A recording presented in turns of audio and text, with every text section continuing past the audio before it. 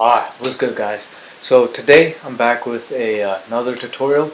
We're going to do something a little bit different because I usually do portraits and show you these outdoor portraits I shoot with different people, but given the situation, given coronavirus and quarantine, I've been having to find different ways to shoot more creative photos at home. And there's honestly only so many ways to shoot my face. So today we're going to learn how to make this photo right here. I'm going to show you how I shot it, what pictures I used, and how to edit to the final composition. So first thing we're going to do, we're going to hop right into Photoshop. Now here we're in Photoshop and I'm going to run you through the pictures that I used. So here's the first one. This is just the box. This is just the box that I used, and this is just me under the box holding it up. If you see my hair at the bottom there.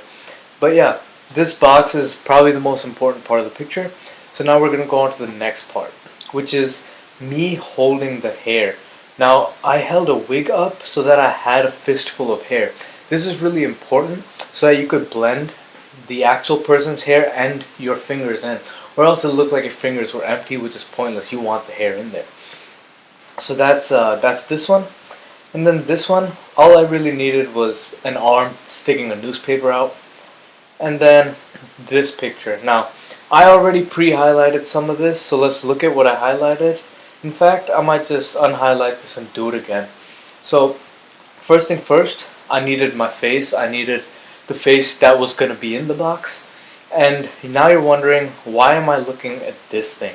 So, if you've probably seen in behind the scenes videos of like filmmaking and stuff, you'll see actors look at a tennis ball on a stick or something. This is a very similar concept. The idea of that is when you set that up, it has something for the actor to look at. It's a point of reference. So in this picture, it's not like I'm staring off into nothing. I'm actually looking at that, and that's where I can place my newspaper later. So this is actually just a reference point for my eyes. And that was the entire purpose of that stick. So that's why I shot it. And just as a quick rundown for what I was using to shoot this, I had an umbrella on this side shooting this way, right onto my face, and then I had a speed light. You could see the light down there, which will give this beautiful rim light across everything. So those were the four pictures that I used for this composition. So now let's go into the blank canvas. Now this blank canvas is not pure black for a reason. If we go back to this picture, this isn't pure black. My backdrop, I shot it in a way that it wasn't pure black. That was my fault. I should have been more mindful of how the light was coming in or how far I stood from the backdrop, but that's completely fine. I can make do with it. I can salvage it later. So first thing we're going to do, we're going to go in here and I'm going to import my head. So now that I've imported my head, you can see it looks pretty good right now. And I just cut it out really rough, if you could tell. I even left some harsh edges around the hair and stuff, so you could tell like this is not a very hard mask. Next thing I'm going to do, I'm going to add the box. Now the box is in front, obviously, because it has to look like I'm coming out. And the shoulders are on the, you can still see the shoulders. We won't worry about that right now, we're just putting the image together. Next we're going to put the arm in. So this arm, let me show you something really cool here. When I had the wig, all I did was I used a soft eraser brush and I erased away. And it was important to use a soft one because it helps blend into the actual image. So when I put the head back, I could zoom in all the way and it'll look very, it'll look like it's actually my hair being pulled. So now, put that box back in, and then next all I had to do was add this little guy here. So now let's start cleaning the face up. So I first need to clean this stuff up and this stuff. So what I did was I just created a mask and I brushed around the head, and I just brushed out the shoulders. Now this so far looks really good. But I think there's one step a lot of people miss when making pictures like this. It's shading and highlights. Shading and highlights can bring an image together completely.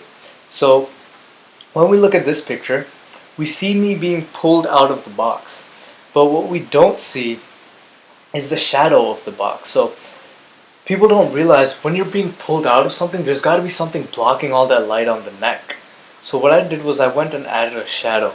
So this is going to make it seem like the box was actually in front of my neck and that it's actually blocking the light coming from the light. So that looks pretty good. And something I noticed was over here, this there seemed to be, it was a little too bright for my taste. I thought it kind of took away from the picture. So all I did was I added just a couple shadows there so you could see the final result.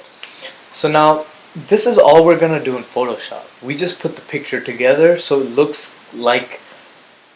flawless. But now we're gonna actually put it together with colors with an edit. So all we're gonna do, we're gonna go to Lightroom. Now inside Lightroom, we want to start editing this picture. So first thing I'm gonna do, exposure just a little higher, just because it was a dark image that I shot, and contrast I'm gonna increase it. Reason is it's gonna make your blacks a lot blacker. So this is gonna merge the hair in your hand to the hair on the head, and it'll look almost seamless. I'm gonna increase my highlights, decrease shadows, increase whites, decrease blacks. I might bring the shadows up just a little. So it's already starting to look a little better. And here's where the pop comes in. I'm gonna hit it with some clarity. You see how the sleeves just came out and like my face looks a lot more rugged? It just came together a little more. And this is my little trick. I like to mess with the saturation and vibrance sliders. I like to bring my vibrance up a little, my saturation down. For me, this, I don't know why, but it just works with my mind. It works with how I like to see my images. If you don't like this, then you could definitely skip the step. But I definitely feel like this makes the colors pop a lot more. And over here, I'm going to increase my lights and increase my darks. I mean decrease my darks. So far, we have a really good image so far. And now that I'm looking at it, one thing that tends to happen when you increase your lights and decrease your darks is you get a very saturated image. So what I'm going to do is I'm going to go to the HSL slider tab, and I'm going to bring down the oranges just a little, just because my face tends to become more saturated. It becomes way more orange than it actually is. This should just neutralize the color of my face. And a really good tip is always just go back and forth between your before and after to see what changes you've made, to see if you really like the changes you made. So this right now is actually a really good final composition, final edit. So now I'm just gonna add two gradient filters. One over here. This is gonna make it seem like there's light coming from this side, and then I'm gonna add one over here, which is gonna make things darker on this side. This will just make it seem like the newspaper is the light that's coming in the face. So far, I think this edit's done. I'm really messing with it. I hope you guys like it. If you like this edit and this video and you found it helpful, I'm pretty sure someone else would appreciate you sending it to them. So definitely share this video if you know someone trying to make something like this. And if you do feel inspired by this and do make your own, make sure y'all tag me at Arun-psd on Instagram. I'll make sure to like and comment on your pictures. And as for this video, that's basically it. Y'all know the drill, and I'll see y'all next time.